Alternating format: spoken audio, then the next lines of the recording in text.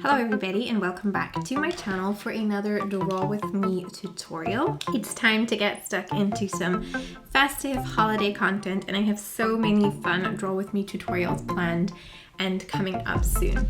To get started today, I'm going to be showing you how to make a seamless pattern, and we're going to turn our seamless pattern into some custom homemade Christmas paper. To get started, we're going to need to create a new canvas. For a seamless pattern, it has to be a square canvas. So I'm using my usual Instagram square canvas, which is 4,000 pixels by 4,000 pixels and 300 dots per inch. Gonna have a sip of coffee from my Christmas cup and we're gonna get started. So the first thing that I'm going to do is I'm going to go ahead and I'm going to sketch out some of the objects that are going to be in my seamless pattern.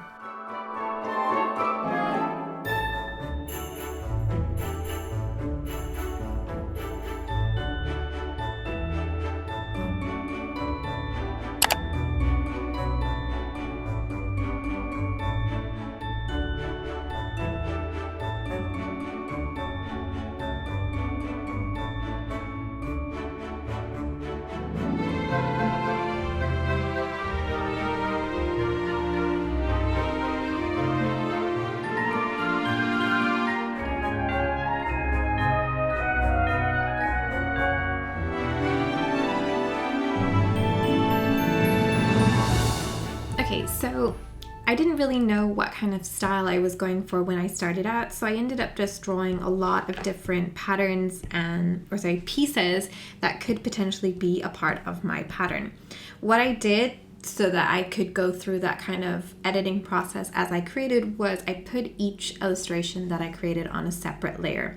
So some of the things that I drew I might not even end up using. I'm going to go ahead and place each individual item of my sketch within my square canvas to kind of start building my pattern design and layout now, and then fill in any negative space with extra little details.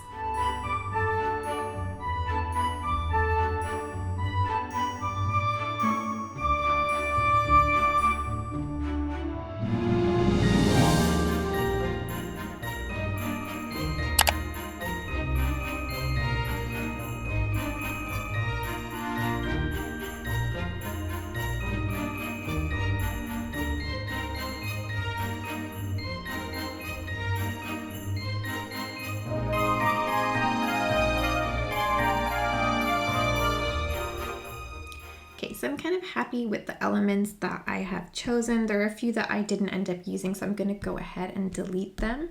I'm also pretty happy with the layout and kind of the sizing of the different objects. Okay, so this is kind of the base of what my pattern is going to be. I'm going to go now and merge all of these sketches into one layer.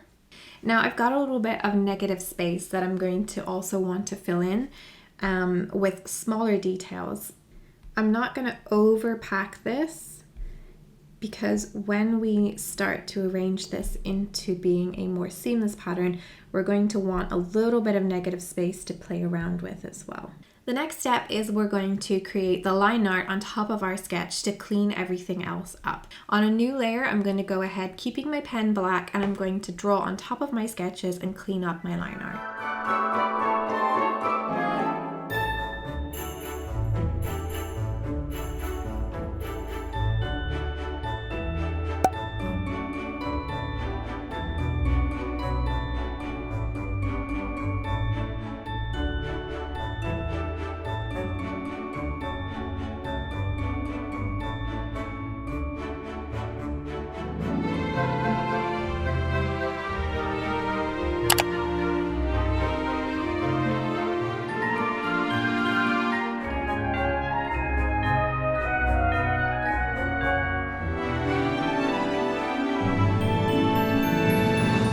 Okay, now that I'm finished the line art, I can go ahead and hide that sketch layer.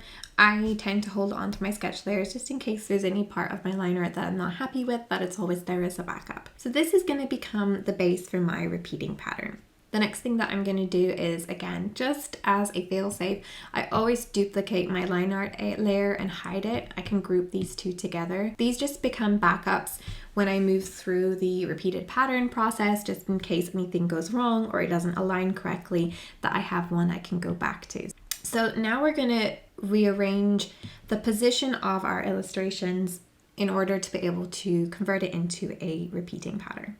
The first thing is I'm going to use the transform tool, and I'm going to click on this fit to canvas bit, which is going to pull my illustration right to the edge of the canvas on all sides. Then I'm going to add a new layer on top of my pattern illustration layer, and I'm going to fill that with black. I'm then going to reduce the opacity of that black layer down to about 50%, and I'm going to group these two together. I'm going to duplicate the group, and now I'm going to move it. So moving the whole group, not just the pattern layer, I'm going to pull one of the groups all the way up.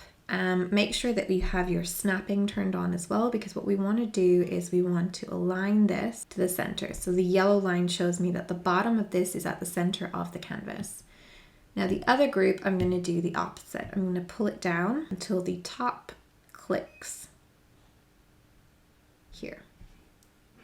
Now what this opaque black layer allows us to do is to see if we have perfectly aligned this.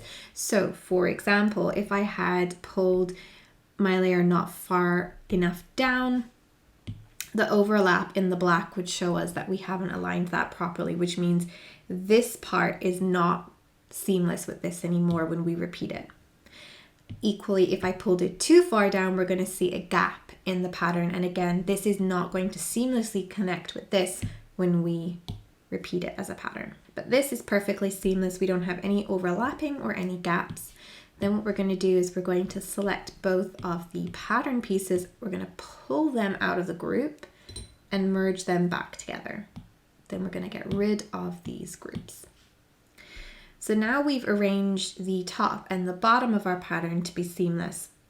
Before we continue, we're going to look to see at this new seam line what might not be 100% right. So I can see that there's a little bit too much negative space here, and also I can see that my teapot makes the line of my pattern a little bit too visible. So what I'm going to do is I'm going to use my select tool, and I'm going to just move this within the pattern slightly. And the next thing I'm going to do is I'm going to take this star and do the same thing. Okay, once again, I'm happy with the positioning of everything within the canvas. Just if you are moving things around, make sure that you only move things that are in the center of the pattern. Don't rearrange anything that's been chopped at the edges, because once you start repeating your pattern, it's not going to be seamless anymore. Now we're going to repeat this process again, but this time we're going to be pulling our pattern left to right of the canvas.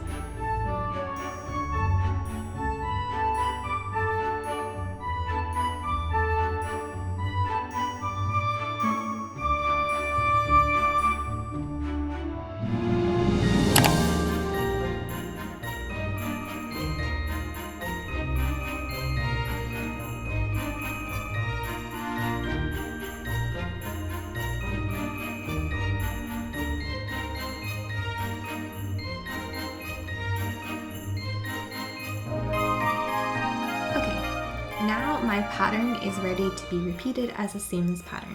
This is going to become the base for my pattern. What I'm going to do is copy this layer, and then I'm going to go ahead and create a new canvas.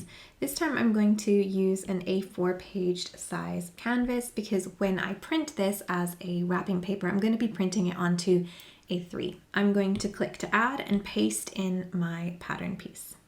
Going to automatically fill it to the canvas, which is fine, but we're not going to use it so big.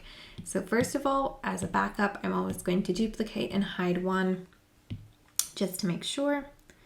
And then I'm going to resize this so it's clipping to about half of that A4 canvas. Now I'm going to just duplicate this pattern piece and fill it in across my A4 canvas using my snapping guides to make sure that it connects properly.